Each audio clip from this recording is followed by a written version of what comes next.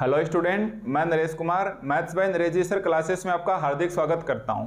आज फिर से हम एमएससी फाइनल जिसके अंदर हमारे पास कंपलसरी पेपर सेकंड है विस्कस फ्लूइड डायनेमिक्स। आज इसके अंदर हम यूनिट 4 स्टार्ट कर रहे हैं जिसके अंदर हमारे पास लेक्चर नंबर 1 है और ये लेक्चर हमारे पास इस यूनिट 4 का एक बेसिक लेक्चर रहने वाला है। ठीक है, तो हर बार जैसे हम यूनिट स्टार्ट कर रहे हैं ठीक उसी प्रकार सबसे पहले आप हेडिंग डालोगे paper second viscous fluid dynamics. ठीक है भाई, सबसे पहले आप हेडिंग डालोगे paper second viscous fluid dynamics और इसके अंदर हमारे पास जेपीएच की बुक रहने वाली है। भाई देखो इसके अंदर हमारे पास कौन सी बुक रहने वाली है, जेपीएच की बुक रहने वाली है। हर बुक हमारे पास है जेपीएच की ही है। ठीक है, अब ये जो हम सिलेबस कर रहे हैं ये कौन कौन सी यूनिवर्सिटी के लिए है, तो आपको इस वक्त स्क्रीन के ऊपर 4 यूनिवर्सिटीज का नाम दिखाई दे रहा है जिसके अंदर हमारे पास शेखावाटी यूनिवर्सिटी सीकर है, मत्स्य यूनिवर्सिटी अलवर है, एमएसबी यूनिवर्सिटी महाराजा सूरजमल ब्रिज यूनिवर्सिटी भरतपुर है और राजस्थान यूनिवर्सिटी जयपुर है। मतलब अगर इनका आपकी कॉलेज या आपकी यूनिवर्सिटी इन 4 यूनिवर्सिटी से रिलेटेड है तो ये कोर्स आपके लिए फायदेमंद साबित ही हो सकता है। ठीक है, अब ये हमारे पास सिलेबस है रेगुलर और प्राइवेट। यस, रेगुलर और प्राइवेट दोनों ही प्रकार के स्टूडेंट्स के लिए है। सेम पेपर होगा, सेम डे होगा, सेम एग्जाम पैटर्न होगा, सेम यूनिटी सिस्टम होगा, यानी प्राइवेट और रेगुलर में कोई भी फर्क नहीं है अपने सिलेबस से रिलेटेड। ठीक है, तो आज हम इसके अंदर यूनिट 4 स्टार्ट कर रहे हैं। सबसे पहले हम यूनिट 4 का देख रहे हैं ऑफिशियल सिलेबस। मतलब जो यूनिवर्सिटीज़ का यूनिट 4 का जो सिलेबस जारी करती है वो सिलेबस आप इस वक्त स्क्रीन के ऊपर देख सकते हैं जो मैंने अंडरलाइन किया हुआ है।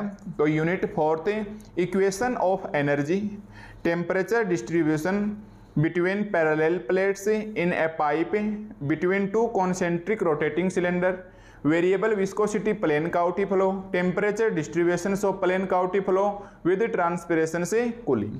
ठीक है, तो ये मैंने जो अंडरलाइन किया हुआ ये हमारे पास क्या है, इसका ऑफिशियली सिलेबस है। ओके भाई, तो अब देखो ये जो सिलेबस है ये हमारे पास यूनिट 4 का है। तो सबसे पहले इन एग्जाम आप लिखोगे भाई इसको, इन एग्जाम ये हमारे पास है यूनिट 4 है, इसमें क्वेश्चन नंबर 7 और 8 आएंगे। ठीक है भाई, यूनिट 4 के अंदर हमारे पास है क्वेश्चंस नंबर 7 और क्वेश्चंस नंबर 8 आएंगे और हम ये दोनों पार्ट्स करेंगे। हम क्वेश्चन 7 भी करेंगे, क्वेश्चन 8 भी करेंगे, क्योंकि हम कोई रिस्क नहीं लेंगे। चाहे क्वेश्चंस मिक्सिंग होके आए तो भी हमको पूरा क्वेश्चंस मिलना चाहिए, क्योंकि हमारा टारगेट है कि रेगुलर स्टूडेंट है वो 80 से लेके 90% तक परसेंटेज लेके आए, ताकि आपका एमएससी प्रीवियस में जो कम परसेंटेज बनी है उसका एवरेज निकल के 60 प्लस ही हो जाए। मतलब 60, 65, 70 के आसपास हो जाए। कितने परसेंटेज एमएससी में बहुत होते हैं, क्योंकि आपको बहुत से स्टूडेंट्स के एमएससी प्रीवियस में कम परसेंटेज बनाए तो उनके लिए ज़रूरी है कि अपना एवरेज फर्स्ट डिवीजन रखने के लिए उनको इतनी मेहनत करनी होगी, और ये मेहनत करनी होगी तो सीधी सी बात है यहाँ हम रिस्क नहीं ले सकते। तो इससे पहले हम यूनिट 2 पढ़ी है, सेकंड में भी मैंने दोनों क्वेश्चंस बताए हैं। ठीक इसी प्रकार हमारे पास यूनिट 4 के अंदर क्या होगा, क्वेश्चंस नंबर 7 और 8 हम 100% इसको पढ़ने वाले हैं। ठीक है, तो आप पहले ये लगाइए, यूनिट एग्जाम में हमें क्वेश्चन नंबर 7 और 8 दोनों क्वेश्चंस देखने को मिल जाएंगे। ओके, तो सिलेबस तो चलो मैंने आपको स्क्रीन के ऊपर दिखा दिया। अब हमारे पास इसका बुक के अंदर सिलेबस क्या है, तो देखो जेपीएच की बुक में इसका सिलेबस कहाँ है। अब अपने को ये देखना है तो आप अपनी बुक निकालिए और उसके अंदर चैप्टर नंबर 4 निकालिए। देखो आप अपनी बुक निकालिए, विस्कस फ्लूइड डायनेमिक्स, ये वाली बुक आपके पास होगी। इसमें सबसे पहले आप चैप्टर नंबर 4 निकालिए। देखिए चैप्टर कहने का मतलब छोटी सी मैं अब अगर बात बताना चाहूँ तो यूनिट 2 और यूनिट 4 दोनों हमारे पास मिलती जुलती यूनिटें। इससे पहले मैं यूनिट 2 करवा चुका हूँ। इसके अंदर तो हमारे पास वेलोसिटी डिस्ट्रीब्यूशन रहेगा, मतलब इसके अंदर तो वेलोसिटी का प्रभाव रहेगा, और इसके अंदर हमारे पास है टेम्परेचर। अब जो हम यूनिट 4 करने वाले हैं ना ये वाली, तो इसके अंदर हमारे पास है टेम्परेचर का प्रभाव रहने वाला है। तो हमारे पास चैप्टर 4 के अंदर बीच में जो हम छोड़ते हुए चले थे वो हमारे पास यूनिट 4 का हिस्सा है। जैसे सबसे पहले आप चैप्टर 4 निकालेंगे पेज 71 के ऊपर, तो सबसे पहले टॉपिक 4.1, 4.2 ये तो हमारे पास किसका टॉपिक हो गया था, यूनिट 2 का। अब देखो सबसे पहले इसके अंदर है टॉपिक 4.3, आप लिखो मेरे साथ साथ। इस यूनिट 2 का इस यूनिट 4 का सिलेबस क्या है हमारे पास है, चैप्टर 4 है जेपीएच की बुक में। चैप्टर 4 में आप टॉपिक 4.3 करोगे जो पेज 78 के ऊपर है। मेरे पास जो बुक है उसमें पेज 78 के ऊपर है और ऑब्वियसली आपके पास भी यही बुक होंगी क्योंकि काफ़ी सालों से इनके कोई पेज नंबर्स भी चेंज नहीं हुए हैं। ठीक है, एक तो टॉपिक 4.3 है। इसके बाद आप आ जाओ करते करते 1 2 3 पेज 84 के ऊपर 4.4 टॉपिक है, वो हमारे पास यूनिट सेकंड का सिलेबस है। ठीक है, ये 4.4 आपका नहीं है तो ये आपको नहीं करना है। इसके बाद आप आ जाओ, मतलब एक तो ये टॉपिक हो गया पेज 78 के ऊपर।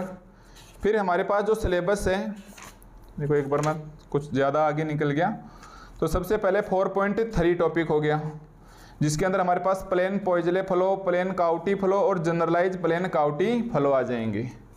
ठीक है, इसके बाद हमारे पास है टॉपिक 4.4 है। देखो टॉपिक 4.4 में जो ए वाला हिस्सा है वेलोसिटी डिस्ट्रीब्यूशन से, ये तो हमारे पास यूनिट सेकंड का हिस्सा है। देखो 4.A में जो वेलोसिटी डिस्ट्रीब्यूशन है ये तो हमारे पास किसका हिस्सा है भाई, वेलोसिटी डिस्ट्रीब्यूशन का है। आप इसके अंदर बी वाला हिस्सा पढ़ोगे, 4.B वाला हिस्सा जो पेज 86 के ऊपर दिया हुआ है, लिख रखा है टेम्परेचर डिस्ट्रीब्यूशंस, लिख रखा है हमारे पास टेम्परेचर डिस्ट्रीब्यूशंस। ठीक है, जिसके अंदर वाल ऑफ कांस्टेंट टेम्परेचर है, वाल एट यूनिफॉर्म टेम्परेचर ग्रेडियंट है। इसके बाद टॉपिक 4.5 है, वो आपके पास यूनिट सेकंड का हिस्सा है, इसमें हमको कुछ भी नहीं पढ़ना है। फिर आ जाओ टॉपिक 4.6 के अंदर। 4.6 के अंदर जो ए का टॉपिक है, देखो 4.6 में ए का टॉपिक है वो तो यूनिट सेकंड का हिस्सा हो गया, इसमें भी बी का टॉपिक पढ़ना आपको जो टेम्परेचर डिस्ट्रीब्यूशंस के नाम से दिया हुआ है, जो हमारे पास टेम्परेचर डिस्ट्रीब्यूशंस के नाम से दिया हुआ है। और यहाँ क्या 4.6 यानी पेज 4.6 तक करना है, पेज 98 तक, ये हमारे पास है टिल पेज 98। ठीक है, तो कुल मिला के हमारे पास वही पुराने वाले टॉपिक है, motions between two parallel plates, circular in एक सर्कुलर पाइप के अंदर और टू कॉन्सेंट्रिक रोटेटिंग सिलेंडर। बस पहले वाली यूनिट के अंदर वहाँ वेलोसिटी डिस्ट्रीब्यूशन था और फोर्थ वाली यूनिट में आज हम टेम्परेचर डिस्ट्रीब्यूशन से लेने वाले हैं। यानी जिस स्टूडेंट ने यूनिट सेकंड के वो मेरे द्वारा डाले गए 10 लेक्चर कंप्लीट देख लिए हैं तो यूनिट फोर्थ उसकी 80% क्लियर हो गई। यहाँ से कुछ ज़रूरी बातें हैं जो आप 1-2 लेक्चर देखते ही समझ जाओगे, फिर दोनों यूनिट देखोगे तो आप खुद ही देख लोगे कि हाँ सर हमारी क्लियर हो गई, क्योंकि डायग्राम हमारे पास वही है। ठीक है भाई, डायग्राम हमारे पास है वही होने वाले हैं, तो आप इस चीज़ का रखोगे बिल्कुल ध्यान। ठीक है, तो सबसे पहले आप ये लिखोगे अपना सिलेबस के अंदर। ठीक है, जो मैं 4.3 से टॉपिक स्टार्ट कर रहा हूँ। देखो इस सिलेबस के अंदर हमारे पास जो टॉपिक 4.3 है उससे पहले भी एक टॉपिक है शायद 4.2। 4.2 तो हमारे पास आ गया वेलोसिटी डिस्ट्रीब्यूशंस के लिए। देखो मतलब जो पेज 78 है इसके ऊपर ही ऊपर लिखा हुआ कैरेक्टरिस्टिक्स पैरामीटर, ये भी आपके पास इसी सिलेबस में है भाई, कैरेक्टरिस्टिक पैरामीटर्स। ठीक है, जिसके अंदर वॉल्यूम, रेट ऑफ फ्लो है, कोफिशिएंट ऑफ स्किन फ्रिक्शंस है। तो ये सब सिलेबस हमारे पास किसके अंदर है, यूनिट फोर्थ के अंदर है।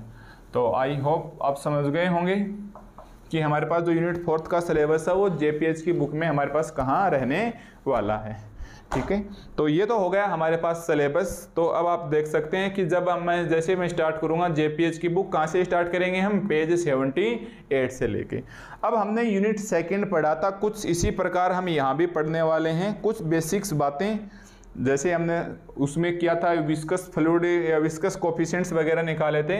तो आप सबसे पहले हेडिंग डालोगे कि MSc final paper second viscous fluid dynamics unit fourth, और अब इसके अंदर स्टार्ट है हमारे पास लेक्चर नंबर 1। ठीक है भाई, अब इसके अंदर हमारे पास स्टार्ट है लेक्चर नंबर 1 और पेपर का नाम आपको पता चल ही गया, ये एक कंपलसरी पेपर है। ठीक है, तो चलो अब हम सबसे पहले इसके बारे में बेसिक लिखेंगे तो आप जान जाओगे। ये आप देख सकते हैं कि हमारे पास यूनिट सेकंड से जुड़ा हुआ टॉपिक है। यस, ये हमारे पास यूनिट सेकंड से जुड़ा हुआ टॉपिक है। तो सबसे पहले आप इस यूनिट फोर्थ के अंदर हेडिंग डालोगे इंपॉर्टेंट फॉर्मूला।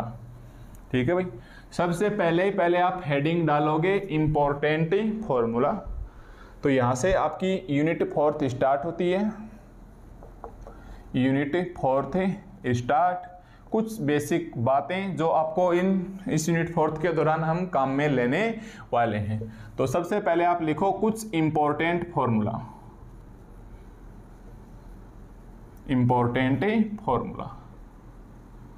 इंपॉर्टेंट फॉर्मूले में हम वही लिखेंगे जो हमने सबसे पहले वेलोसिटी डिस्ट्रीब्यूशन के लिए निकाले थे। देखो हमने जो वेलोसिटी डिस्ट्रीब्यूशन के लिए निकाले थे, motion between two parallel plate, motion से बिटवीन टू पैरेलल प्लेट्स। ठीक है, धीरे धीरे करके हम इसके पीछे यूनिट सेकंड के टोटल फॉर्मूले काम में ले लेंगे। सबसे पहले motions between two parallel plate में वहाँ तीन चीजें हुआ करती थी। नंबर 1 प्लेन काउटी फ्लो, आपको लिखना नहीं, हम डायरेक्ट यहाँ लिखेंगे number 1 plane Couette flow. Second हमारे पास प्लेन पॉइजले फ्लो, सेकंड हमारे पास प्लेन पॉइजले फ्लो। और थर्ड नंबर पे है हमारे पास generalise plane Couette flow, generalize plane Couette flow. ठीक है, इसके लिए अगर आप फॉर्मूला देखोगे वेलोसिटी डिस्ट्रीब्यूशंस का तो वो कुछ इस प्रकार से आया था, u upon h into Y, u is equal to u into Y upon h। तो सबसे पहले आप इंपॉर्टेंट फॉर्मूले में लिखोगे नंबर 1 स्मॉल u इज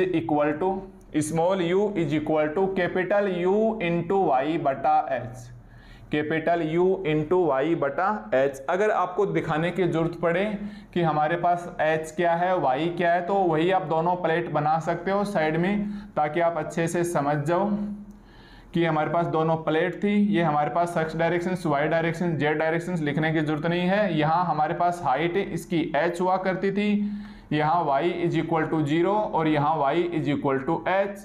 यहाँ velocity u is equal to 0 और यहाँ velocity u is equal to capital U। तो ये कैपिटल U, ये y और ये h, मतलब दोनों प्लेटों के बीच की डिस्टेंस बोल सकते हो आप।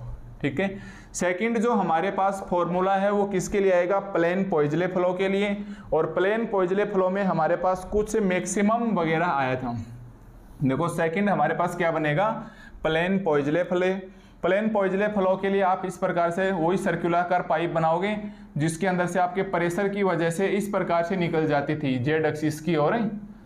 देखो जेड एक्सिस की ओर वाटर है वो हमारे पास इस डायरेक्शन में निकल जाता था। इसके लिए ऐसे होता था, इसके लिए हमारे पास ऐसे होता था। यहाँ हमारे पास U मैक्सिमम हुआ करती थी और आपके याद हो तो U is equal to U maximum, U is equal to U maximum into 1 minus Y square upon B square. तो दूसरा फॉर्मूला आप क्या लिखोगे, U is equal to U maximum 1 minus into में है, इंटू में 1 minus Y square upon B square, जिसमें आपको पता है ये वाली डिस्टेंस b है और ये वाली डिस्टेंस b है। यानी यहाँ y is equal to minus B, ऊपर y is equal to plus B और ये वाली वेलोसिटी u मैक्सिमम हुआ करती थी। देखो इसको हम काम में लेंगे अपनी यूनिट फोर्थ के अंदर, इसलिए पता होना चाहिए कि हमारे पास है कि प्लेन पॉइजले फ्लो का इक्वेशन से क्या आया करता था।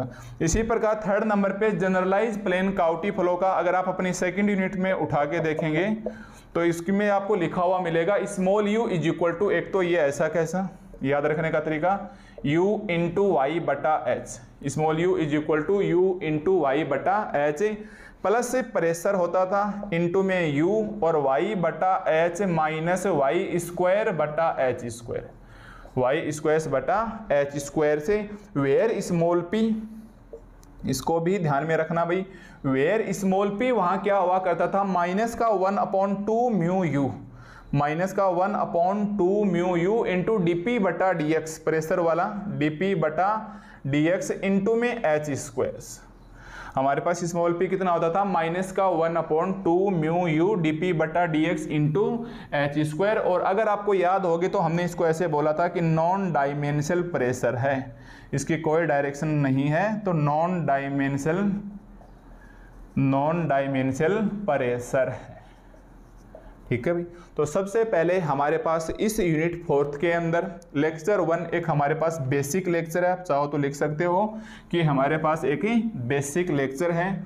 और इस बेसिक लेक्चर में हमारे पास टॉपिक स्टार्ट करने से पहले हम यूनिट सेकंड के कुछ फॉर्मूले डायरेक्ट यहाँ लिख लिए, ताकि जब भी हमें ज़रूरत पड़े हमको लगे कि इस प्रकार की सिचुएशंस बन रही है तो हम वेलोसिटी u को ऐसे काम में ले सकें, इस प्रकार की सिचुएशंस बन रही है तो u is equal to U maximum 1 minus Y square upon B square को काम में ले सकें, या फिर हमारे पास जनरलाइज प्लेन काउटी फ्लो जैसी पोजीशंस आती है तो हम u is equal to capital U Y upon H plus P U Y upon H minus Y square upon H square, ये वाला काम नहीं आएगा। फिर भी आपको पता होना चाहिए, सेकंड यूनिट में पढ़ा था कि small p is equal to minus 1 upon 2 mu U D P बटा D X into H square से ये हमारे पास नॉन डायमेंशनल प्रेशर होता है। ठीक है भाई, सबसे पहले तो आपका ये हो गया नंबर 1 हमने लिख लिया इंपॉर्टेंट फॉर्मूला।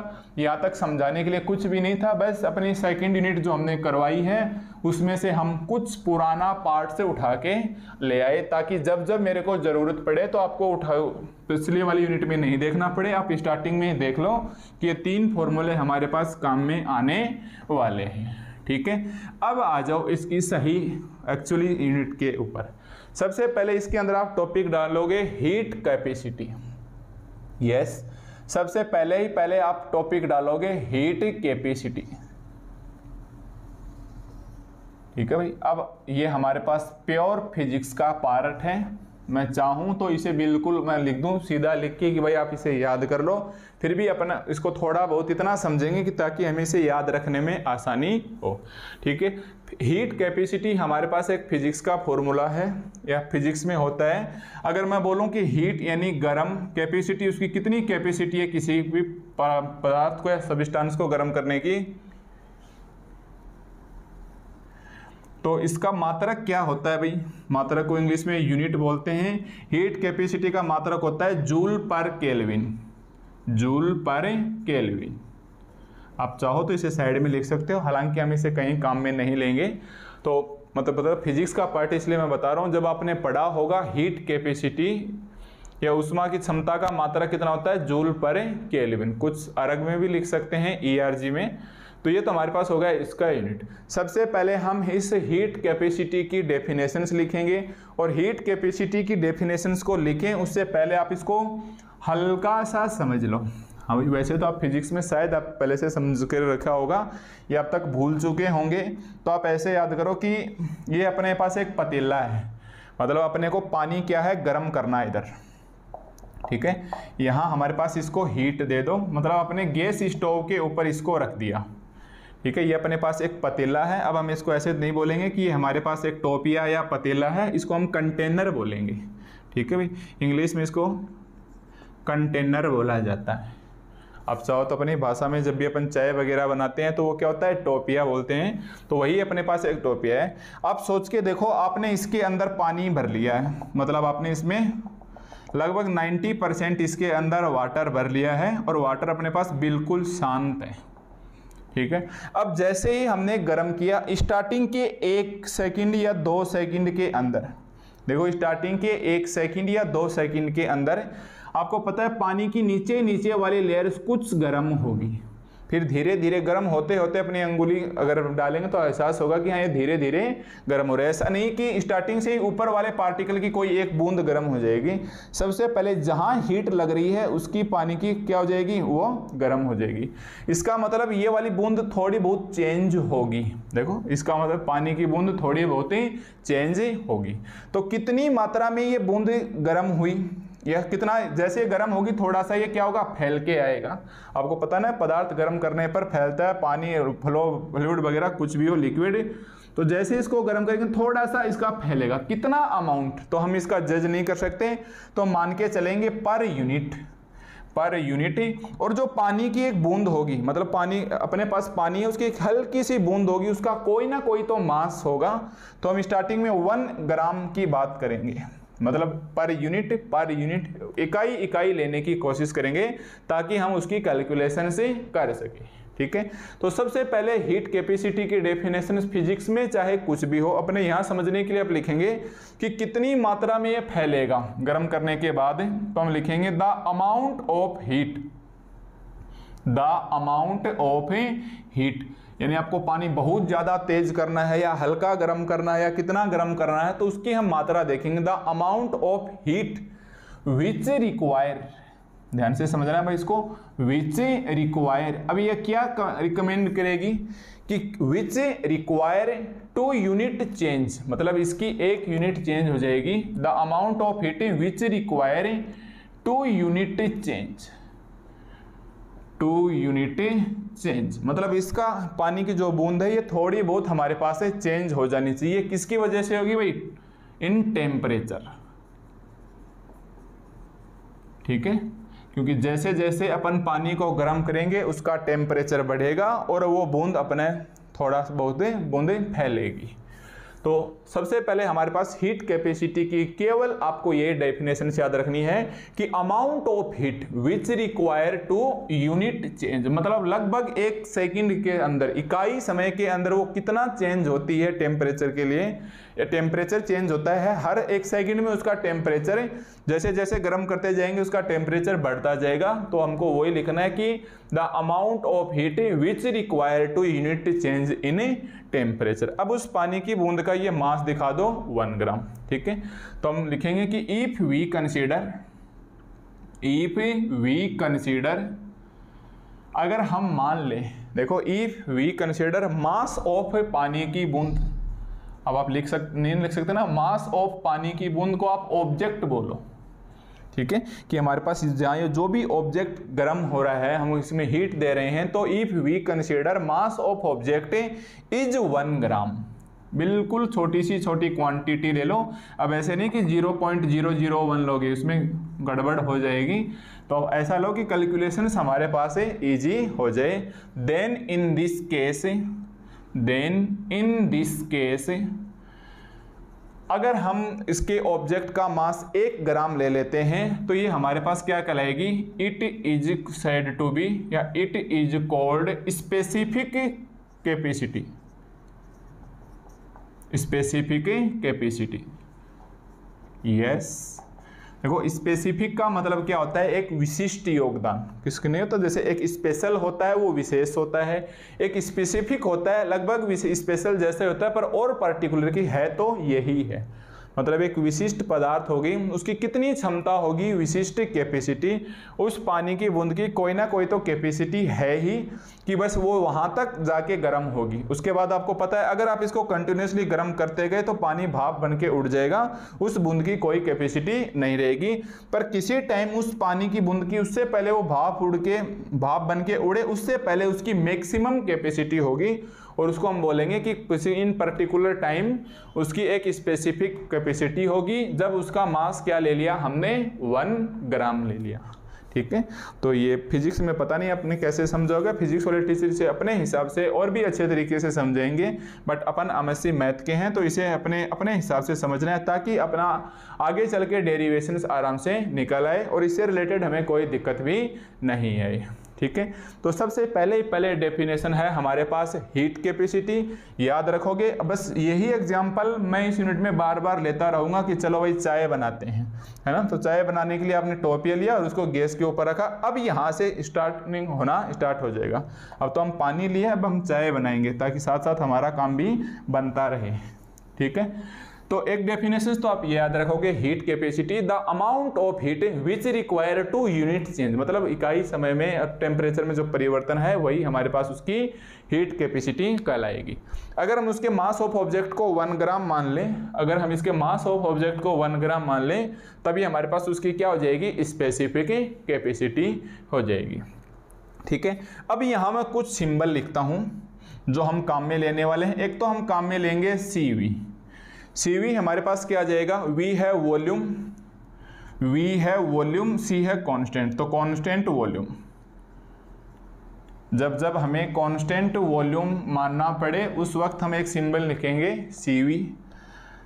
CP हम लिखेंगे कांस्टेंट प्रेशर, और आपको पता है प्रेशर्स वाले P को आप क्या लिखोगे? छोटा लिखोगे। प्रेशर्स वाले P को आप छोटा लिखोगे। अब ये जो हम बार बार कर रहे हैं अमाउंट ऑफ हीट, इसको किसी से तो मापेंगे ना, तो इसका हमने सिंबल दे दिया अमाउंट ऑफ हीट। आप चाहो तो इसे स्मॉल क्यू भी लिख सकते हैं, पर आप स्मॉल क्यू लिखने के बाद हो सकता है इसे ऐसे बोल दो XI cap plus YJ cap plus ZK cap, ये वेलोसिटी का कंपोनेंट है, तो हो सकता है आपका ये वेलोसिटी बन जाए, इसलिए मैंने पहले इसको क्यू को हटा के क्या लिख दिया, हमने कैपिटल क्यू लिख दिया है। ठीक है, आप चाहो तो ऐसे लिख सकते हो, इसमें काफ़ी जगह मैं इसको स्मॉल क्यू भी लिखने वाला हूं, बट आप एक बार कैपिटल क्यू लिखो। वैसे कैपिटल क्यू हमारे पास क्या है, वॉल्यूम रेट ऑफ फ्लो। देखो वैसे हमारे पास, चलो आप कैपिटल क्यू को हटा के स्मॉल क्यू ही लिखो, मिलने मत देना, क्योंकि कैपिटल क्यू को हम लेंगे पिछले वाली यूनिट की तरह वॉल्यूम रेट ऑफ फ्लो, यहाँ भी हमारे पास चेंज होगा वॉल्यूम, तो उसके लिए हम क्यू काम में लेंगे। तो आप अमाउंट ऑफ हीट को आप लिखोगे स्मॉल क्यू। ठीक है, इसके बाद आप लिखोगे स्मॉल के है वो हमारे पास कहलाता है थर्मल कंडक्टिविटी। भाई स्मॉल के हमारे पास क्या कहलाता है, thermal conductivity, CONDUCTI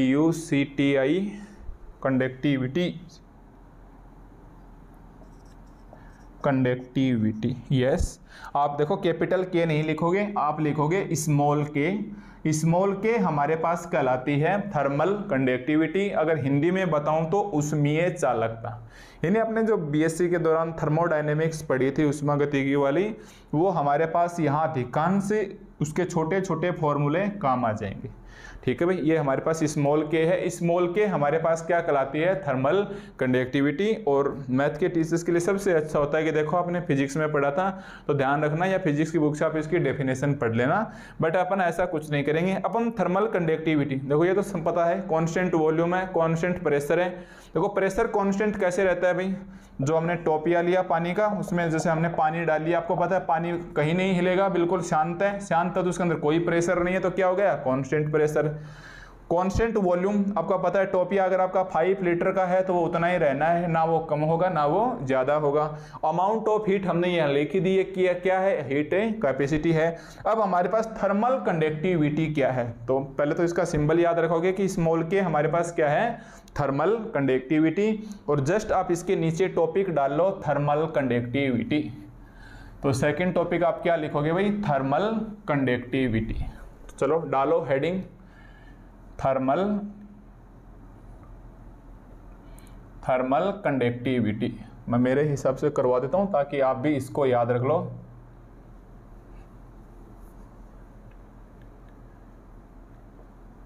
thermal conductivity, इसको हम स्मॉल के से डिनोट करते हैं। ठीक है, थर्मल कंडक्टिविटी को हम स्मॉल के से डिनोट करते हैं। तो देखो सबसे पहले थर्मल कंडक्टिविटी या ऊष्मीय चालकता वास्तव में फिजिक्स का टॉपिक है, इससे हम मना नहीं कर सकते, और आपका पढ़ा हुआ है नो डाउट। अब भूल गए हो ये भी बिल्कुल श्योर है, नाम ही अब शायद आपने मेरे से सुना है। कुछ बच्चे बीएड करने के बाद कर रहे हैं तो 2 साल 3 साल 4 साल बाद किसी का गैप चल रहा है, तो नाम मेरे सुने। तो आपको याद रखने का तरीका बता देता हूं सबसे पहले मैं, कि थर्मल कंडक्टिविटी को आप कैसे याद रखोगे, Q समानुपाती T1 minus T2 upon D। ठीक है भाई, मतलब ऊष्मीय चालकता, देखो पहले इसको नाम से समझो। ऊष्मीय चालकता मतलब उसमें हमारे पास ऊष्मा का संचालन हो रहा है या ऊष्मा का प्रवाह हो रहा है। पहले तो हमारे पास फ्लूइड फ्लो होता था, आज हमारे पास इसके अंदर एनर्जी चल रही है। भाई जैसे जैसे गर्म करेंगे हीट होगा तो एक प्रकार से क्या होगी, भाप बनेगी, मतलब एनर्जी बनेगी, और वो एनर्जी प्रवाहित होगी या वो एनर्जी फ्लो होगी। तो आपको थर्मल कंडक्टिविटी को याद कैसे रखना है कि Q समानुपाती है T1 माइनस T2 बटा D। ठीक है भाई, क्यों समानुपाती है T। अब समानुपाती को भी हम इंग्लिश में प्रोपोर्शनल बोलते हैं, जो मैं यहाँ लिखने वाला हूँ। अब इनको भी याद रखने का एक तरीका है कि माना आपके पास 2 प्लेट हैं, माना आपके पास 2 प्लेट हैं। एक प्लेट हमारे पास है, पहली वाली प्लेट का टेम्परेचर है वो T1 है, मतलब जब हम गर्म करेंगे, एक प्लेट तो ये लो, दूसरी वाली प्लेट ये लो। एक प्लेट T1 है, दूसरा प्लेट हमारे पास T2 है। इन दोनों के बीच की दूरी D है, इन दोनों के बीच की दूरी T है। ठीक है, अब देखो जैसे ही आपने यहाँ इसको गर्म किया, जैसे ही आपने यहाँ इसको गर्म किया मतलब हम हीट देंगे इसके अंदर, तो आपको पता है कि पानी यहाँ से वो बूंद गर्म होगी, वो धीरे धीरे धीरे धीरे अपने पास वाली बूंद को गर्म करेगी और पास वाली बूंद को गर्म करते करते वो ऊपर तक आएगी। अगर हम किसी एक बूंद की बात करें, 1 ग्राम की एक बूंद की पर यूनिट टाइम बात करें, तो मतलब इस बूंद के टेम्परेचर में यहाँ से वो बूंद गर्म होना स्टार्ट होगी, यहाँ तक आते आते उसके टेम्परेचर में परिवर्तन होगा कि नहीं होगा? होगा ना भाई। यहाँ से गर्म करेंगे, पहले कुछ कम गर्म, अब धीरे धीरे आपको एहसास होगा कि पानी है वो कंटिन्यूसली गर्म होता जा रहा है। मतलब उसके फर्क पड़ेगा T1 माइनस T2 के अंदर। और देखो हीट ज़्यादा किसकी है, इसके लिए आप ऐसे भी लिख लेना कि T1 टेम्परेचर ज़्यादा है T2 से, क्योंकि गर्म आप यहाँ कर रहे हो तो नीचे वाली प्लेट, या फिर आप ऐसे देखो जब आप टोपिया वगैरह रखते हो तो नीचे से गर्म रहता है और ऊपर के किनारे उसके नीचे वाले की तुलना में कम गर्म रहते हैं। तो इसको हमने T1 बोला, इसको हमने T2 बोला, तो हम क्या लिखेंगे? T1 ग्रेटर है T2 से। और D इनके बीच की क्या आ गई? दूरी आ गई। मतलब जो भी अपन टोपिया लेंगे वो बिल्कुल हमारे पास क्या गया? फिक्स आ गई उसके डिस्टेंस। ठीक है, तो याद रखने के लिए आप ऐसे काम चलाओगे कि हाँ हमारे पास है क्यों समानुपाती है T1 माइनस T2 बटा D। और अगर हम यूनिट टाइम की बात करें, देखो अगर हम यूनिट टाइम की बात करें या इकाई समय की बात करें, तो हमारे पास है T1 माइनस T2 का परिवर्तन कितना होगा भाई? हम मान लिया यूनिट यानी 1। ठीक है, और T1 माइनस T2 यानी टेम्परेचर में परिवर्तन की, इधर इसको आप डेल्टा T भी लिख सकते हो। और मान के चलेंगे उस वक्त जो डिस्टेंस है D, ये भी हमारे पास कितनी है? 1 मीटर है। मतलब बिल्कुल हम 1 सेकंड की बात करेंगे तो डिस्टेंस भी हमारे पास 1 1 1 रखना है। तो याद रखने के लिए थर्मल कंडक्टिविटी इतना काफ़ी है कि हमारे पास 2 प्लेट हैं, मतलब जो टोपिया है इसको उस प्रकार से लो कि गर्म करो तो ये एक मतलब ऊपर ढक्कन लगा दो। आप ऐसे समझो कि टोपिया आपने नीचे रखा और ऊपर ढक्कन लगा दिया, ऊपर वाली जो सरफेस है वो तो उसका टेम्परेचर T2 है, नीचे वाली सरफेस का टेम्परेचर T1 है। अब यहाँ से बूंद गर्म होते होते ऊपर तक टोपिया वाले गर्म होगा तो टेम्परेचर नीचे का पिंदे का ज़्यादा है और ऊपर वाले ढक्कन का कम है, T1 ग्रेटर है T2। 1 यूनिट का अंदर हम बात करेंगे यूनिट टाइम के अंदर, तो इनका जो चेंज है टेम्परेचर के अंदर T1 माइनस T2। अब देखो बड़ा टेम्परेचर किसका है? T1 का, क्योंकि आपको पता है नीचे से ज़्यादा गर्म होगा, तो T1 माइनस T2 को हम 1 लेंगे और इसके बीच में उस टाइम डिस्टेंस भी हम यूनिट ही मान के चलेंगे। और क्यों हमारे पास क्या है? अभी अभी आपको लिखवाया था अमाउंट ऑफ ए हीट। क्यों अभी अभी आपको क्या लिखवाया था? Amount of A heat. ठीक है, अब मेरे हिसाब से आप इसको याद रख सकते हो कि जैसे ही हम थर्मल कंडक्टिविटी के ऊपर आएंगे, और देखो ये बात हम बहुत बार काम में लेने वाले हैं। थर्मल कंडक्टिविटी हमारे पास ये कोफिशिएंट के, जिस प्रकार यूनिट सेकंड में म्यू काम आया था, बार बार विस्कस कोफिशिएंट आया था, उसी प्रकार आज इसके अंदर हमारे पास के काम में आने वाला है। ठीक है भाई, तो अब इसकी चलो ये तो आप याद रख लोगे। अब इसको हम लैंग्वेज में कैसे लिखेंगे हम आपको यह भी बता देते हैं कि थर्मल कंडक्टिविटी, क्या मैं इसको 2 बार लिख सकता हूं भाई? देखो क्यों समानुपाती T1 माइनस T2 है और क्यों व्युत्क्रमानुपाती है 1/D की।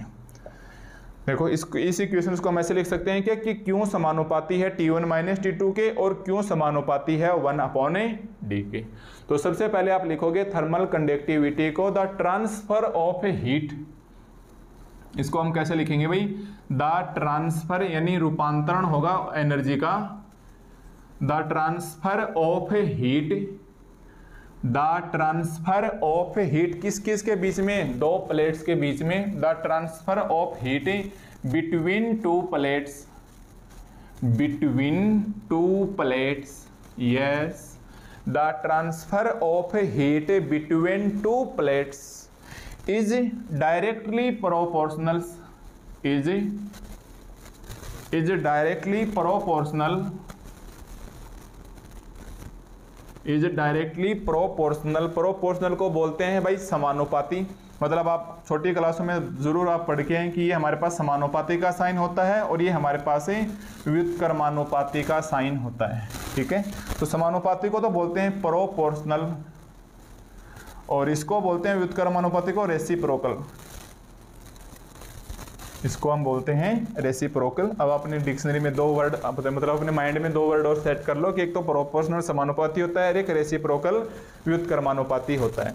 अब ये जो क्यों व्युत्क्रमानुपाती है 1/D को मैं ऐसे बोल सकता हूँ क्या? नहीं, ये क्यों समानुपाती है D इनवर्स के, मतलब व्युत्क्रमानुपाती का साइन हटा के D इनवर्स भी बोल सकते हो। इसलिए आप अपने रेसिप्रोकल को हटा के इसलिए आप रेसिप्रोकल को हटा के आप इनवर्स प्रोपोर्शनल भी बोल सकते हो। मतलब जो हमारे पास रेसिप्रोकल है, व्युत्क्रमानुपाती है, इसकी जगह पे इनवर्स प्रोपोर्शनल भी बोल सकते हो।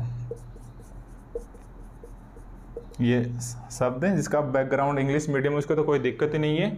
तो मतलब आप जरूरी नहीं है कि आप रेसिप्रोकल वर्ड लिखो, अपन इनवर्स प्रोपोर्शनल भी लिख सकते हैं, क्योंकि इसके हमने क्या लगा दिया, इनवर्स लगा दिया तो क्या हो गया, समानुपाती। समानुपाती तो हमने क्या लगा दिया, प्रोपोर्शनल लगा दिया। ठीक है, किसके प्रोपोर्शनल है भाई ये, डिफरेंस बिटवीन किसका डिफरेंस है, ये देखो कहाँ लिख दिया मैंने, ये रहा, मीनिंग में ही उलझ के रह गए और आपको लगेगा कि हाँ समझ में आ गया, जबकि मैंने बताया कुछ भी नहीं है। बताओ ये क्या लिखा हमने, द ट्रांसफर ऑफ हीट, और क्यों, और लिख लो इसको, या लिखो the transfer of heat Q, the transfer of heat Q between two plates is directly proportional to difference of, बोलो भाई आगे, difference of the temperature, difference of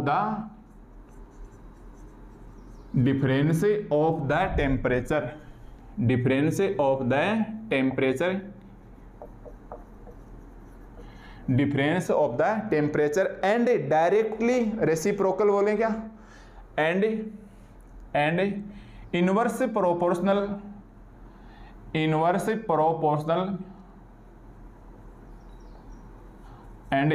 proportional या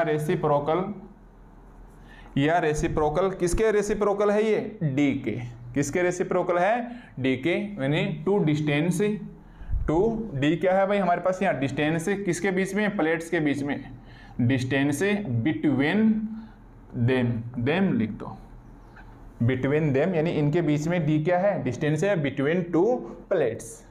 ठीक है, तो सबसे पहले आपको ये लिखना है कि थर्मल कंडक्टिविटी एक्चुअली क्या होती है, तो याद ऐसे रखना है कि क्यों समानुपाती होता है, T1 माइनस T2 बटा डी को लैंग्वेज में लिखने के लिए आप इसको दो बार लिखो, एक तो क्यों समानुपाती T1 माइनस T2 और एक क्यों व्युत्क्रमानुपाती बन गई 1/d के। तो आप लिखो the amount of heat Q between two plates is directly proportional to difference of temperature and inverse proportionals और reciprocal between to distance between them या बिटवीन टू प्लेट्स। अब आप ये लिख लो कि IE जो हमने बोला है इसका मतलब क्या हो गया कि क्यों समानुपाती T1 माइनस T2 एंड क्यों व्युत्क्रमानुपाती हो गया D के, क्यों व्युत्क्रमानुपाती हो गया D के। तो इन दोनों फॉर्मूलों से अपन क्या निकाल ले आए, इन दोनों फॉर्मूलों से अपन क्या निकाल के ले आए भाई, सो Q समानुपाती हो गया T1 माइनस T2 बटा D के, Q हमारे पास समानुपाती हो गया, ये प्रोपोर्शनल हो गया T1 माइनस T2 बटा D के। तो दो हिस्सों में लिख लिया, तो ऊपर वाली लैंग्वेज आप बड़े ही आराम से लिख सकते हो। ओके, अब एक तो कहानी ये हो गई, और साथ साथ ये डायग्राम मैं इधर बना देता हूँ, आप लिखोगे तो आपके लिए अच्छा होगा ताकि आप अच्छे से याद रख सको। इस वाली प्लेट का टेम्परेचर T1 है, इस वाली प्लेट का टेम्परेचर T2 है, ये डिस्टेंस है, और यहाँ आपने इसको हीट दी, मतलब वो आप लैंप लगा लो भाई, ठीक है। यहाँ आपने इसको क्या दी, गर्म किया, गैस के ऊपर रखा, और आप देख सकते हैं कि नीचे वाले जो इसका ज़्यादा गर्म होगा, ऊपर वाली सरफेस ये कम गर्म होगी। तो ये हमारे पास क्या है, थर्मल कंडक्टिविटी है। अब आपको पता है समानुपाती का साइन जब जब हम हटाते थे तो हमारे पास क्या आया करता था भाई, एक नियतांक का साइन आया करता था। ये आपने बहुत बार देखा होगा कि अगर R समानुपाती मान लो हमारे पास x है तो R इज इक्वल टू आप AX लिखा करते थे, या जहाँ A कॉन्स्टेंट है। तो अपन क्या करेंगे, यहाँ से समानुपाती का साइन हटाएंगे तो अपन बोलेंगे कि Q is equal to small k into T1 minus T2 upon D। देखो यहाँ से आपने समानुपाती का साइन हटाओगे तो क्या आएगा, एक नियतांक आएगा, where k is equal to constant, where k is equal to constant, और ये कॉन्स्टेंट ही हमारे पास क्या कहलाएगा, थर्मल कंडक्टिविटी कहलाएगा। ठीक है भाई, ये जो कॉन्स्टेंट है यही हमारे पास है थर्मल कंडक्टिविटी कहलाएगा। समझ गए भाई। तो हमारे पास थर्मल कंडक्टिविटी की कहानी केवल इतनी सी है कि व्हाट्स इज थर्मल कंडक्टिविटी। तो the transfer of heat Q between two plates is directly proportional से difference the temperature and inversely proportional to distance between them, i.e. Q समानुपाती T1 माइनस T2 के, क्यू विद कर्मानुपाती D के, या Q समानुपाती D inverse के। दोनों को एक साथ लिखा, क्यू समानुपाती T1 माइनस T2 बटा D आ गया, और Q is equal to K into T1 minus T2 बटा D। और ये K हमारे पास मतलब समानुपाती का साइन हटाया, नियतांक आ गया, और नियतांक की हमारे पास क्या कहलाएगा, थर्मल कंडक्टिविटी। ठीक है, अब आप बोलोगे कि इन यूनिट टाइम, इसी के आगे हम क्या लिखेंगे कि इन यूनिट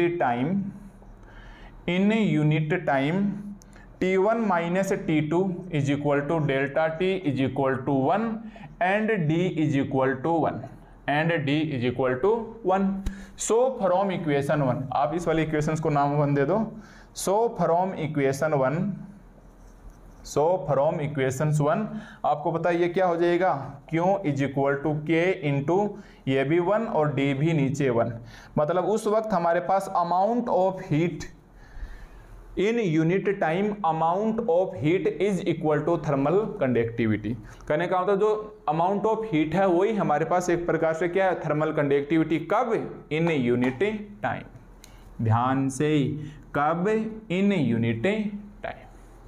ठीक है भाई, तो ये हमारे पास है थर्मल कंडक्टिविटी हो गई। अब हम छोटी छोटी एक दो चार लाइनें मैं और लिखूंगा, यहाँ तक मेरे हिसाब से कोई दिक्कत नहीं आना चाहिए। ये डायग्राम्स आपका यहाँ तक ही बन ही गया होगा। अब देखो मैं 2 लाइनें और लिखने की कृपा करूँगा, ताकि है फिजिक्स का नहीं लिखूं तो भी अपना काम चल जाएगा, बट कुछ बातें आपको अच्छे से और समझ में आएंगी। यहाँ से देख के हम छोटा मोटा कोई ना कोई फॉर्मूला या कोई ना कोई रिजल्ट्स वगैरह निकाल ही लेके आ जाएंगे। अब मैं बोलूँगा कि व्हेन 2 प्लेट्स, अगर मैं इन दोनों प्लेटों को फिक्स कर दूं, ठीक है, इन दोनों प्लेटों को D लिया था ना अपने 1, D इज इक्वल टू 1 और T1 minus T2 is equal to 1, ये हमने डायरेक्ट फॉर्मूला लिखा है। अब मैं इसी बात को क्या लिखूंगा, लैंग्वेज में लिखूंगा। तो आपको लिखना है कि व्हेन टू प्लेट्स, अगर ये हमारे पास है दोनों प्लेट्स आर सिचुएटेड, मतलब स्थापित कर दी जाए इन यूनिट डिस्टेंस के बीच में, इन यूनिट डिस्टेंस के बीच में, यानी दोनों प्लेटों के बीच की दूरी अब हमारे पास है 1 मीटर, मतलब छोटी से छोटी एक यूनिट टाइम के लिए ले लेंगे। And when two plates are situation बोलते हैं, कैसे बोलते हैं, सिचुएटेड इन यूनिट डिस्टेंस। ठीक है, इन यूनिट डिस्टेंस, तो उस कंडीशन में बताओ ये डिफरेंस आ गया कि नहीं आ गया टेम्परेचर का। ठीक है, and the difference of temperature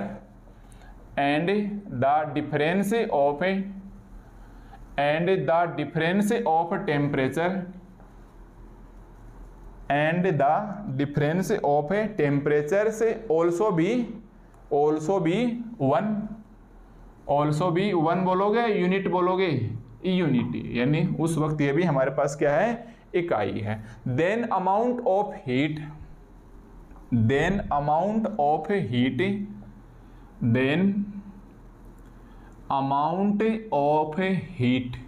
उस वक्त हमारे पास अमाउंट ऑफ हीट ही क्या कहलाएगी,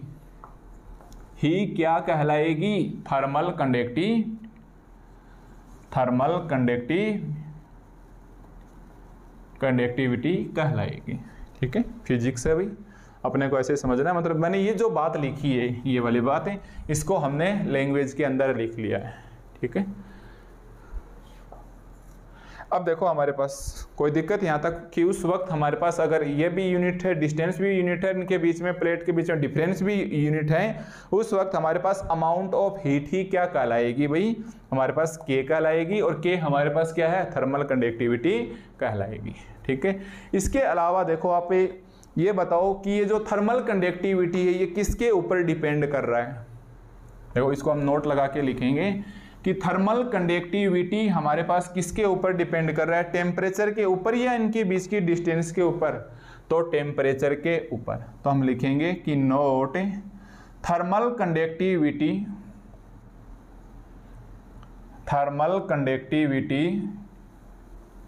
thermal conductivity is depend on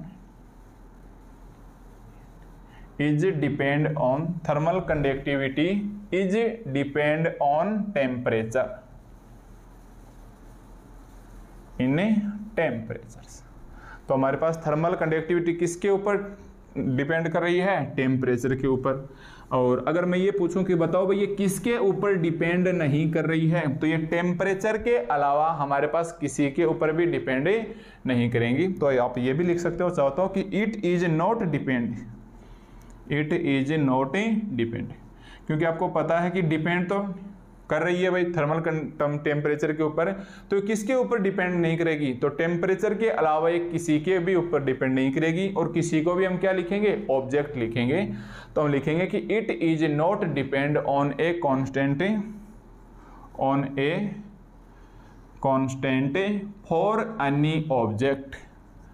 for any object, यानी ये टेम्परेचर के अलावा किसी भी ऑब्जेक्ट के ऊपर थर्मल कंडक्टिविटी के का मान डिपेंड नहीं करेगा। ठीक है भाई। तो कुल मिला के हमारे पास से हमने सीख लिया कि CV क्या है? Constant volume. CP क्या है? Constant pressure. स्मॉल q क्या है? Amount of heat. और अमाउंट ऑफ हीट की डेफिनेशन मैंने बता दी, यूनिट चेंज इन टेम्परेचर। इसके अलावा स्मॉल k क्या है? Thermal conductivity. अब आप थर्मल कंडक्टिविटी को ऐसे देख के याद रखोगे कि K T1 माइनस T2 बटा D। ठीक है, ये हमारे पास क्या कहलाती है? थर्मल कंडक्टिविटी कहलाती है। और थर्मल कंडक्टिविटी को मैंने मेरे हिसाब से एक्सप्लेन कर दिया है, वैसे फिजिक्स का था पर आपको काम चलाने के लिए आप समझ सकते हो। इसके अलावा आप एक सिंबल और लिखो फाई, यही लिख लो नंबर 1 और नंबर 2, क्योंकि इसके नीचे लिखवाना भूल गए, आप टॉपिक लिख चुके हो। तो अब आप लिखो फाई। अब आप क्या लिखो भाई? फाई क्या करेगा? हीट जनरेट करेगा। क्या कहलाएगा? देखो मैं बताऊंगा एक बार। Heat generating,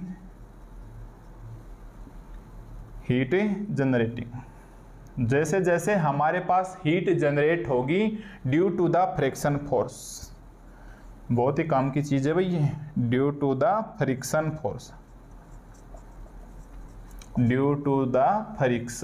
force. ठीक है।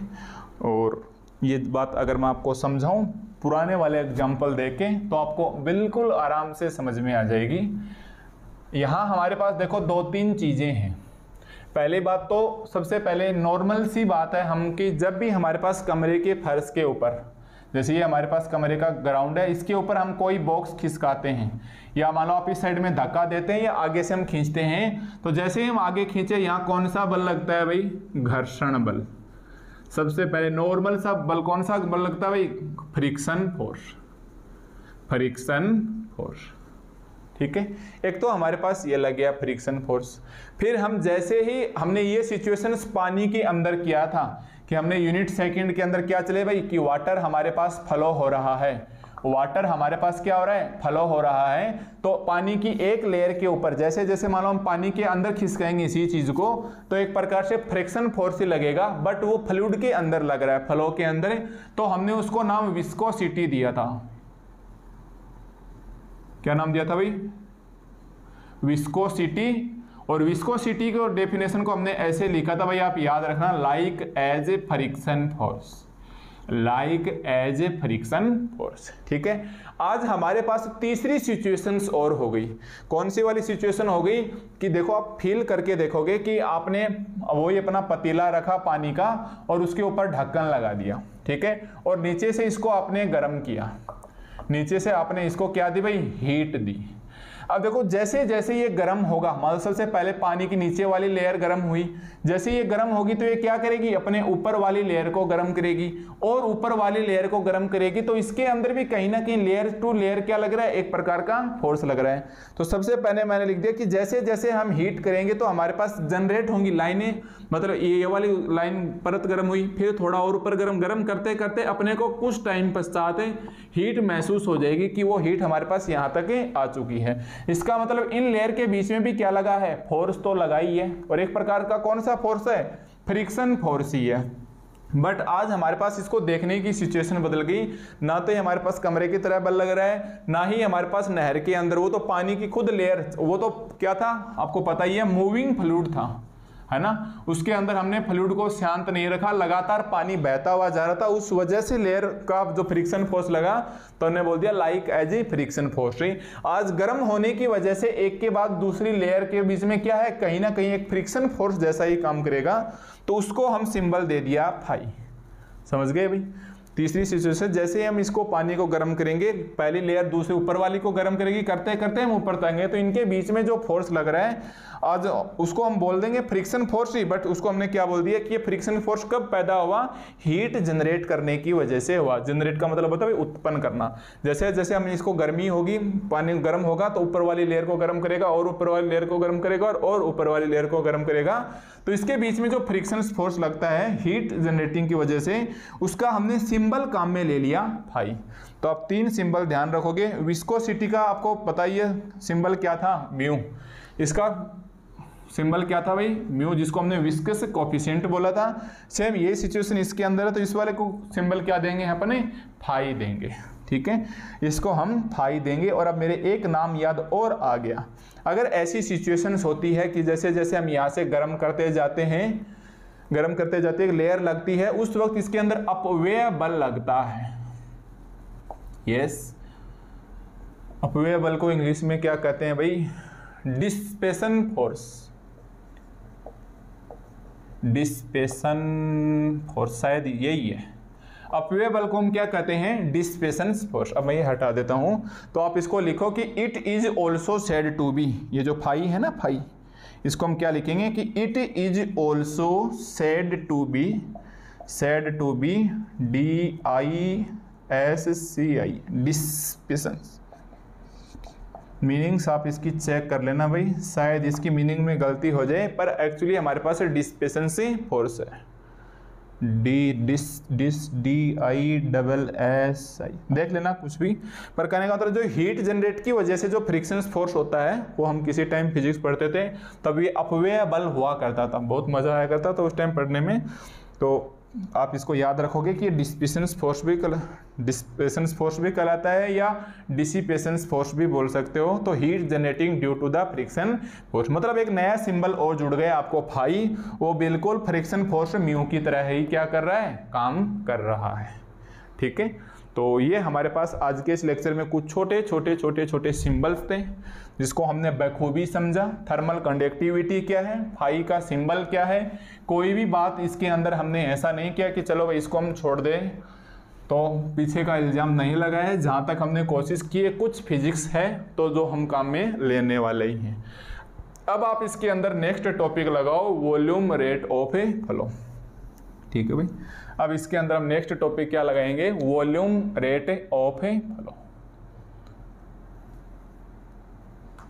Volume rate of A flow. ठीक है, volume rate of A flow, इसको हम नेक्स्ट लेक्चर नंबर 2 में करेंगे, क्योंकि अराउंड हमारे पास 50 मिनट हो चुके हैं। तो अगर इसको समझाएंगे, कुछ और टॉपिक हैं, और इस लेक्चर में बेसिक लेक्चर पूरा तो होगा नहीं, इसलिए हमारे पास जो सेकंड लेक्चर होगा, जो बेसिक लेक्चर होगा वो भी, इसके बाद जो लेक्चर नंबर 3 आएगा, वहाँ से हमारे पास एक्चुअली यूनिट स्टार्टिंग हो जाएगी। ठीक है, तो आज के इस लेक्चर के लिए आपको समझना है small Q, CV, CP, Q हमारे पास आ ही गया, एक हमारे पास क्या आ गया, ये वाला फाई आ गया, और एक हमारे पास ही K आ गया। तो ये हमारे पास क्या है, अमाउंट ऑफ हीट या हीट कैपेसिटी, ये हमारे पास कांस्टेंट वॉल्यूम, कांस्टेंट प्रेशर से, ये हमारे पास एक प्रकार से डिस्पेशन फोर्स है, या फिर heat generating due to friction force, और ये थर्मल कंडक्टिविटी। और थर्मल कंडक्टिविटी हमारे पास बहुत ही बढ़िया टॉपिक था समझाने के, आपको समझने के लिए, वरना MSc के अंदर टीचर्स ये करते हैं कि भाई डायरेक्ट याद रखो, ये पीछे की पुरानी बातें हैं, है ना। कॉलेज में मैं भी खुद ऐसे स्टार्ट करता हूँ, क्योंकि वहाँ वैसे प्रेशर होता है कि भाई सर एकदम से फटाफट सिलेबस करवाओ, तो वहाँ ऐसी बातों को कोई तवज्जो नहीं दी जाती, क्योंकि आप मानते हो कि हम 50 मिनट खा गए और पलट के देखें तो कुछ नहीं समझाया है, और एक्चुअली देखें तो बहुत कुछ समझा दिया है। ठीक है, तो ये हमारे पास छोटी छोटी बातें हैं। तब आपको मिलेंगे नेक्स्ट लेक्चर 2 में, जहाँ आपको यहाँ तक लिखा हुआ मिल जाएगा volume rate of A flow. Okay, तो चलिए अब आपको यहाँ तक अपना फेयर में नोट कीजिए, इसके बाद आपको मिलेंगे नेक्स्ट लेक्चर में।